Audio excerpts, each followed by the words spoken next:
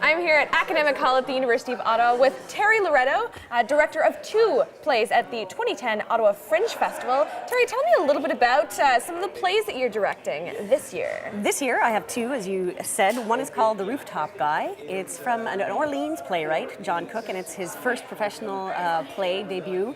He'd been working with Vintage Stock Theatre in the East End, and I've got some great actors in it. It's sort of a dark comedy, and that one goes up downstairs from here in Studio Leonard Bowl.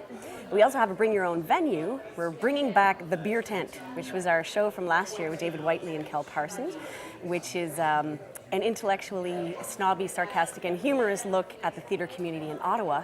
And this year's Beer Tent Part 2 is called Beer Tent Reflux. And it's in the basement of the Royal Oak. People love that venue because you can actually have beer while you're watching the beer tent. It's a very popular venue. So those are my 2 shows this year, and I plan on seeing, last year I saw 21 shows. Oh my goodness. So this year I plan on trying to break that record and see if I can see 22 shows. I'm looking forward to it, particularly with 60 companies now. Plenty to see. Very exciting this year. Now, you've been involved in Fringe festivals in years past, and you mentioned with the Beer Tent show, talking a little bit about the Ottawa theatre scene. Now, what does the Fringe Festival, from your experience, how does the Fringe Festival help with sort of promoting that theatre culture here in Ottawa? Well, it's a fabulous place for young, upcoming actors or people who've only ever been in community theatre to break into getting a huge audience that it comes from all aspects of life.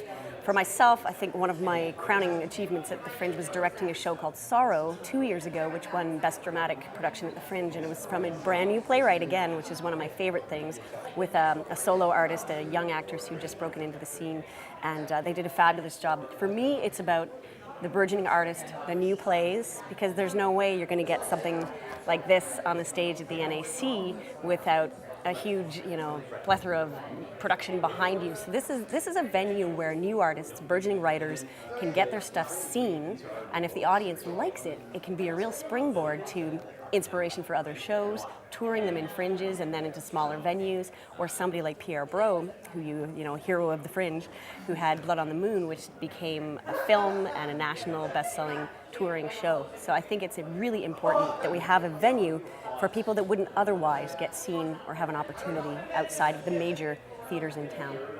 Now, also with the Fringe this year, there are lots of local companies, but a lot of national and international companies as well. How do you see the Fringe sort of helping those people out as well, and maybe creating sort of a larger, intimate community by connecting with people who are interested in theatre all around the world? It's funny you say that, because you'd think, going to a foreign country where you may not even speak the language or know the culture would be something really scary or difficult for an international artist on tour.